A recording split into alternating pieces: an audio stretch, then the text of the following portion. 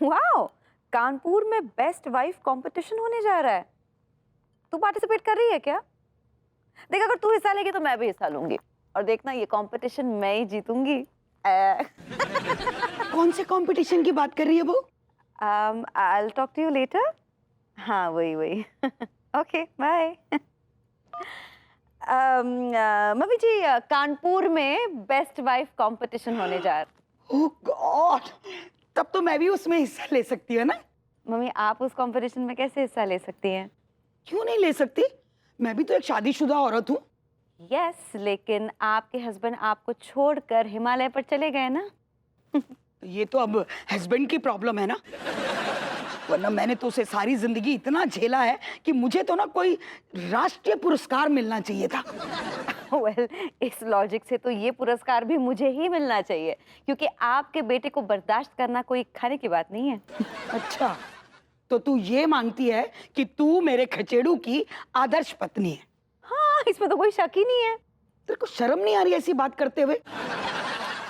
अभी बाहर मैं अपने बच्चे को इतनी खराब हालत में देखकर आई हूँ कि किसी भी माँ का कलेजा फटकर चिर जाएगा। क्यों, क्या हो गया? बिना कपड़ों के घूम रहा है आपका लाडला? हाँ, अब यही नौबत तो आनी बाकी रह गई है। और अगर ऐसे कुछ हो भी गया ना मम्मी जी, तो उसके लिए मैं जिम्मेदार नहीं हूँ। भाई वाह वाह, एक तो तेरी वजह से मेरे बेटे की ऐसी हालत हो गई। हाँ, एक मिनट, मेरी वजह से कुछ भी नहीं हुआ है मम्मी जी। आपके बेटे की जो हालत है ना, वो उसके खुद के वजह से है, वो खुद जिम्मेदार है। I have nothing got to do with it. हाँ, जब बुरा वक्त आता है ना, तो आदमी अपने लोगों की नजर में ही लुच्चा लफंगा बेईमान हो जाता है। ओहो मम्मी जी, तू बस रहने दे। अरे आंटी जी, आपने किराया नहीं दिया। तू मुझे आंटी जी कह रहा है? इनको आंटी बोलूंगा तो गोली मार देंगी। मैं तेरी माँ हूं रे। आंटी जी, धंधे में कोई किसी की माँ नहीं होती, कोई किसी का बाप नहीं होता। धंधा धंधा होता है। अगर माँ बाप बनाएंगे तो धंधा कैसे करेंगे फिर? Absolutely true. घोड़ा अगर घास से दोस्ती करेगा तो खाएगा क्या? अच्छा चल ठीक है, बता कितने पैसे हुए? 255 रुपए। 255 रुपए? अरे अफीम कोठी से यहाँ तक आने में इतने पैसे? यहाँ से अफीम कोठी 15 किलोमीटर है, और अपने आप को देख लो, 35 किलो एक्स्ट्रा वेट चल रही हो। और दूसरी बात है कि गंदे रास्ते से लेके आई हो, रिक्शा कूदता फांदता आया वहां से। बहुत काम निकलेगा रिक्शा पे। तो वो सारे क्या मुझसे ही वसूलेगा? रहने दीजिए ना मम्मी जी, क्यों बेचारे गरीब के मुंह लग रहे हो, दे दो ना उसे। मैडम, बेचारा नहीं, हम मेहनत कश मजदूर हैं, मजदूर। और मजदूर हो ना तो थोड़ी सी मेहनत भी कर लो, वरना इज्जत कैसे मिलेगी? वरना देखो, समाज जो है वो ढोंगियों की बड़ी पिटाई करता है। आंटी जी, हमारे पैसे निकालो, हम घर जाएं। हम आपको ज्ञान लेने नहीं आए हैं ज्ञान केंद्र में। ये ज्ञान बांटू यहाँ बैठी हुई है। बीवी से ले ले पैसे। मैडम जी, 255 रुपए। मम्मी जी के पैसे मम्मी जी से ले लो, मैं नहीं दूंगी। हेलो अनीता जी, हेलो भगवती जी। हेलो भाभी जी। गुरु जी। वो कहा है ना कि आज शाम को ना हम आप दोनों को अपने घर पर ब्लैक एंड व्हाइट करने आए हैं। भाभी जी, ब्लैक एंड व्हाइट भी एक इरा हुआ करती थी, वो खत्म हो गई है। अब आप इनवाइट करना चाह रही हैं? आप सही पकड़े हैं। वो कहा है ना कि हम दावत रखे हैं, लड्डू के भैया पोपट बन गए ना। पोपट तो शुरू से थे भाभी जी। वो पायलट होता है अंगूरी जी। सही पकड़े हैं, वो जहाज उड़ाते हैं। आइएगा। हाँ जरूर आएंगे जी। मैडम जी, जी 255 रुपए। आओ देती हूँ। नहीं,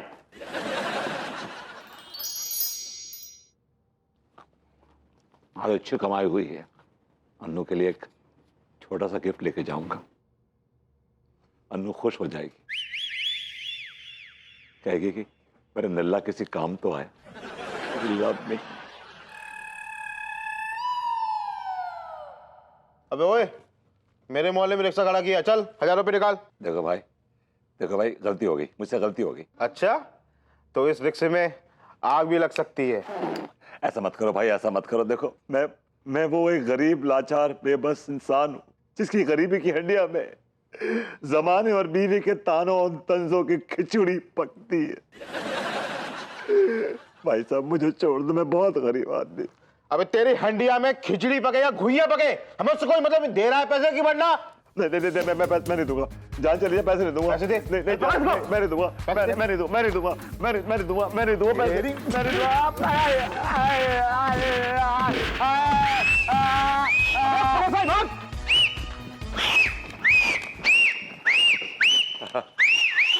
हो गया, गए भाई साहब, गए। Thank you. ये हो क्या रहा था यहाँ पर? हवलदार साहब, वो गुंडे मुझसे पैसे छीन रहे थे। आपका बहुत बहुत शुक्रिया। पहली बार देखा कि पुलिस टाइम पे आई है।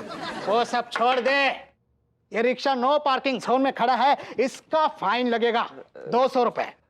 और लाइट भी नहीं है, उसका फाइन 300 रुपए। घंटी भी खराब है, उसका फाइन 200 रुपए। हवलदार साहब, थोड़ी सी बजरी देखिए, थोड़ी बजरी है। अच्छा ठीक है, फिर 100 रुपए फाइन। और रात को 8 बजे के बाद रिक्शा बंद मतलब बंद। और अगर पकड़े गए तो उसका 1000 रुपया फाइन। फिर भी तुम ये साइकिल लेकर बाहर निकल पड़े।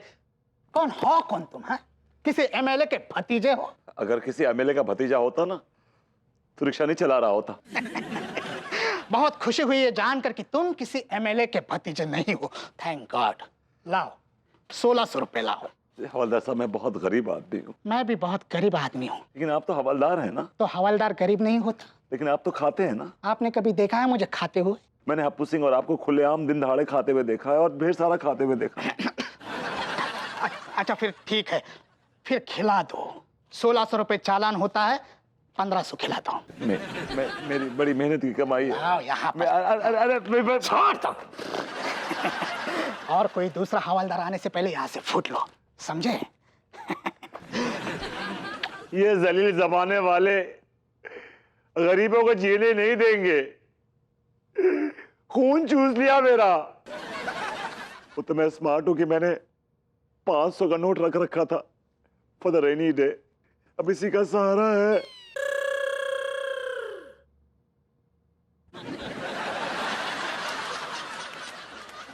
आज का भाड़ा 500।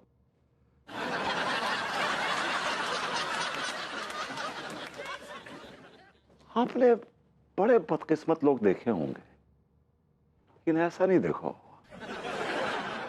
रियली।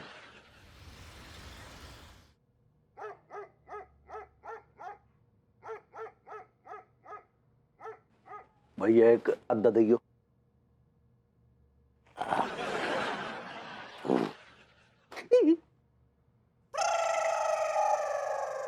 यार ये तीनों मनहूस यहाँ क्या कर रहे हैं?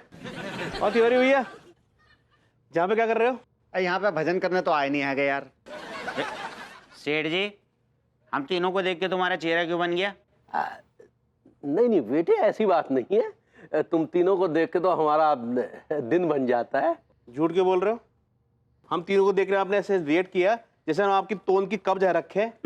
भैया हमें देख के ना इनके चेहरे पे ऐसे भाव आए जैसे हम ना पाइल्स हो और इनके महत्वपूर्ण अंगों पे है गए हो। सही कह रही है लौंडा, कसम खा के कह रही हूँ सेठ जी, हमें तो ऐसा लग रहा है कि हमें देखकर तुम्हारे चेहरे पे ऐसे दर्द उभर आए हुए है जैसे महत्वपूर्ण अंगों को तुम्हारे छील के रख दिया हो। देखो बेटे, हमारा समय बर्बाद मत करो, हम थोड़ा जल्दी में हैं तो हमें तनिक निकलना है। एक मिनट भैया। हाँ आप तो फ्लाइट में जाने वाले थे ना? हाँ, वो कैंसिल कर दिया। कैंसिल। वो घर में पार्टी है ना, पायलट बनने की खुशी में रखी है, तो तुम तीनों भी आना बेटे, ठीक है? अब भैया हम रूसा को भी इनवाइट कर ले। रूसा को ही लाना, भूसा मत उठा लाना। सेठ जी, हम भूसा क्यों लेकर आएंगे? हम तो अपनी सिर्फ रोसा को लेकर आएंगे। ठीक है बेटा, देखो महंगा खाना होगा, महंगा जाम होगा, महंगा चखना भी होगा। तो सस्ता का होगा? हाँ, तुम लोग।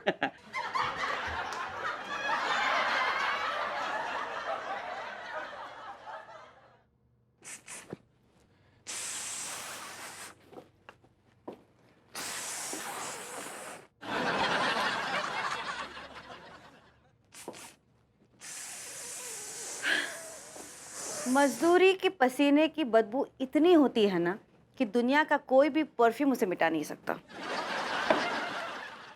माफ कीजिएगा मैडम, मजदूर के पसीने की स्मेल इतनी हसीन होती है, इतनी खूबसूरत होती है कि दुनिया का हर परफ्यूम इसके सामने फेल है।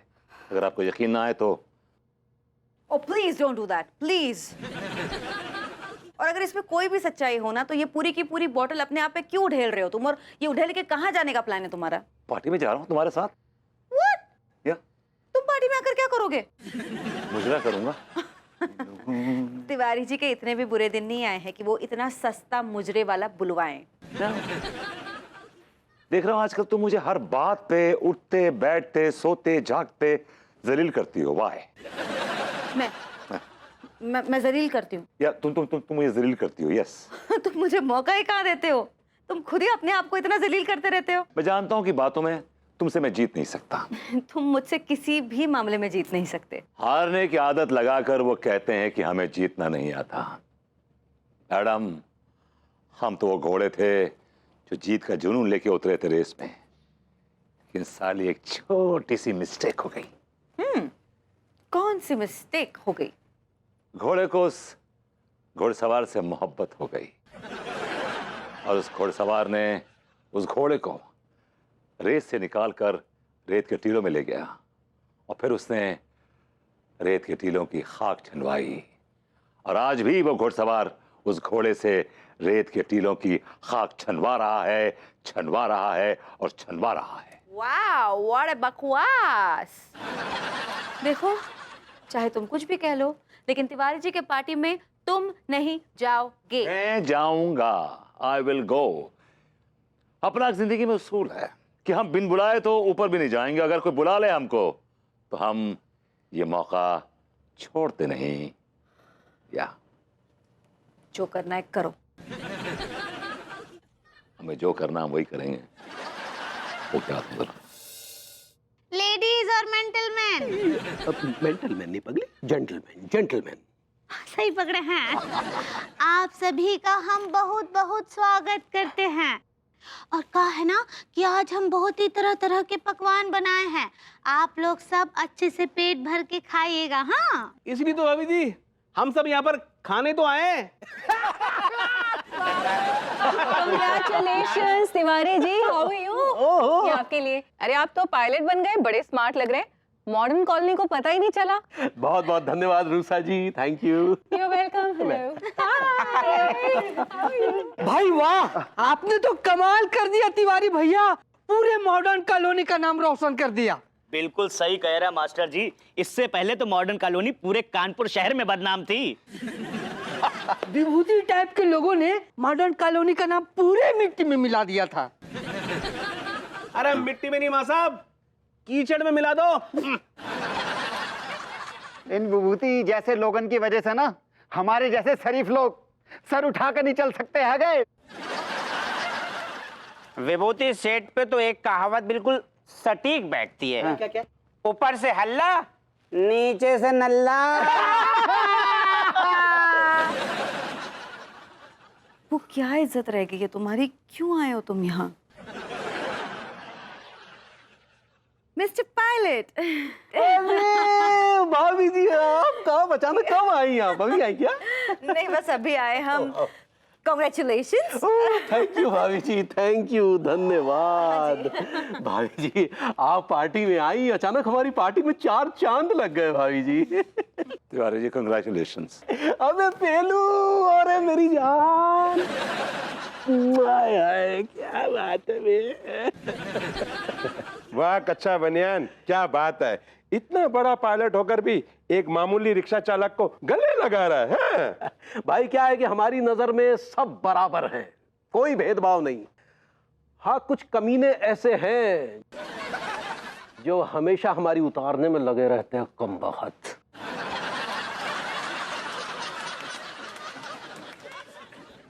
भाभी जी, अगर मुझे मालूम होता कि आपकी महफिल में मेरी रुसवाई होगी तो मैं कभी नहीं आता, कभी नहीं आता। नहीं नहीं, रुसवाई नहीं है, बालूशाही बनाए हैं। काहे कि रुसवाई का विधि तो हमको आता ही नहीं है।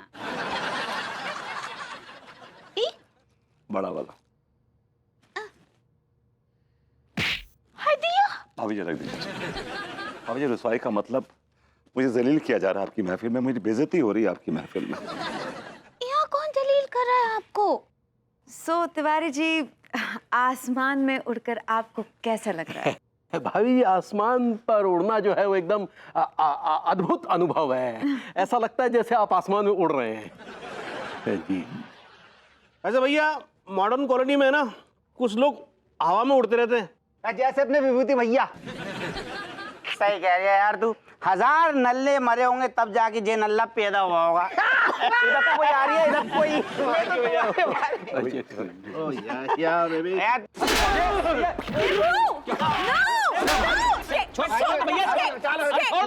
छोड़ दे मेरे को। अबे मैं क्या वो चले गए। What's wrong with you?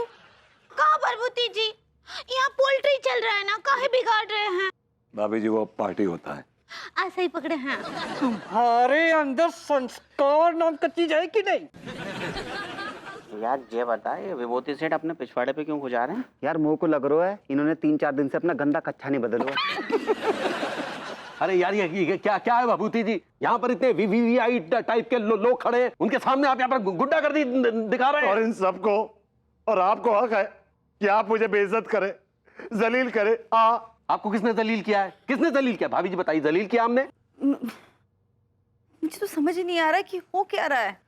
देखिए भाभी जी, देखिए हम आपको समझाते हैं। क्या है ना, ये जो भभूति जी नाम के शख्स है ना, ये हमारी कामयाबी से जलते हैं, इसीलिए आप पार्टी में आकर यहाँ का माहौल खराब करना चाह रहे हैं। ये तिवारी जी, मैं यहाँ आया नहीं हूँ, लाया गया हूँ।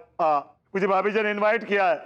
हाँ, हमें बुलाए रहे, उनको इनवाइट किए थे। तुमने किए थे? तुम्हें सेलेक्टेड लोगों को बुलाना चाहिए ना, तहजीबदार लोगों को बुलाना चाहिए, ऐसे लोगों को नहीं जो यहाँ पर आकर माहौल खराब करे पार्टी का। हाँ भैया, हमारा भी स्टैंडर्ड डाउन होता है। अबे ओ कच्चा बनियान, तू कहाँ इस विभूति पे अटक गया है? म्यूजिक चलाओ यार, लेट्स डांस।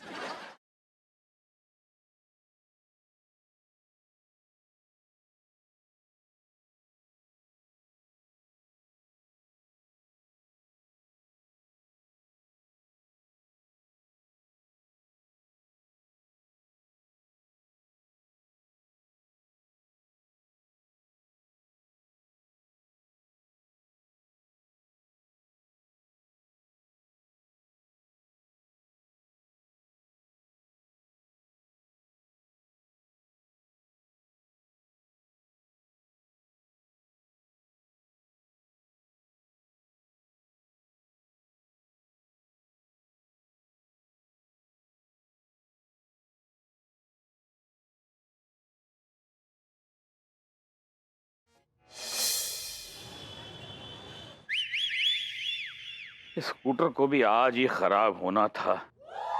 जब भी अर्जेंट काम होता है चलता ही नहीं। लो, अब ये रिक्शे वाले के नखरे झेलने पड़ेंगे। ओ भैया, ओ भाई, मॉडर्न कॉलोनी जाओगे? जाएंगे, लेकिन आज नहीं जाएंगे, कल जाएंगे। आज नहीं जाएंगे, कल जाएंगे तो आज क्या खाएंगे? हैं? अरे तुम रिक्शा वालों की प्रॉब्लम ही ये है। हाँ, तुम रिक्शा में पैदा हुए थे, रिक्शा में मर जाओगे, क्योंकि तुम मेहनत नहीं करते, तो तरक्की करना ही नहीं चाहते। अगर तुम मेहनत करते ना तो आज तुम्हारा ये रिक्शा है ना, रिक्शा, इसमें ऑटो इंजन लग चुका होता, ये ऑटो रिक्शा बन चुका होता। लेकिन नहीं, ना इसको तरक्की करने दोगे ना खुद करोगे। चलो उठा, चलो।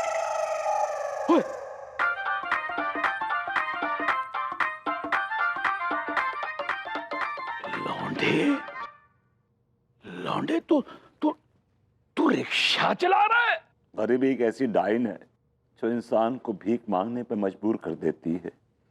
मैं तो फिर भी रिक्शा चला के अपना पेट पाल रहा हूँ। नहीं नहीं नहीं नहीं नहीं, ऐसा मत बोल लौंडे, ऐसा मत बोल। देखो तू मेहनत तो कर रहा है ना। हाँ, मेहनत तो कर रहा है बेटा। देखो, काम कोई छोटा बड़ा नहीं होता। जब मैं जवान था ना, तुम्हारी उम्र का, तो मैंने बहुत मेहनत की, कई काम किए हुए। अरे मैंने तो इतने काम किए कि मैंने तो घोड़ों की लीद तक उठाई है, लीद। That's interesting। तो इसका मतलब ये हुआ कि आप घोड़ों के अस्तबल में काम करते थे? हाँ, मैंने अस्तबल में काम किया है, और अस्तबल में रह के मैंने घोड़ों के साथ हर तरह का काम किया है। Okay that's nice. मैंने उनकी मसाज की है, उनका पालन पोषण किया है, खाने पीने का ध्यान रखा है, प्यार तक किया है मैंने घोड़ों को। अरे मैंने बहुत बहुत बहुत काम किया है। मतलब मेरी बड़ी लंबी एसोसिएशन रही है घोड़ों के साथ। कैसा रहा आपका तजुर्बा? How was the association with the horses? बहुत बढ़िया, बहुत बढ़िया। अभी कुछ महीने पहले की बात है, मैं किसी काम से उसी अस्तबल के सामने से जब मैं गुजरा तो अचानक मैंने क्या देखा कि एक जवान घोड़ों का झुंड वहां से निकला और आके मुझे चारों तरफ से घेर लिया और मुझे प्यार व्यार करने लगे, जुबान निकाल के मुझे पूरी बॉडी में चाटने लगे। मैंने कहा ये हो क्या रहा है? जब मैंने गौर से देखा तो मैंने क्या देखा कि हर जवान घोड़े के सर पर एक काले रंग की हेलमेट थी। रियली? क्या हुआ? मतलब आपने अस्तबल में मेहनत नहीं की है, लीदें नहीं खाई तो, बल्कि लीद की है आपने। मतलब आपने अय्याशियां की हैं, ज्यादतियां की हैं। छी। अरे लौंडे, मजाक कर रहा हूँ, तेरा मूड खराब था, तेरा दिल रखने के लिए मजाक किया मैंने। चल मॉडर्न कॉलोनी चल।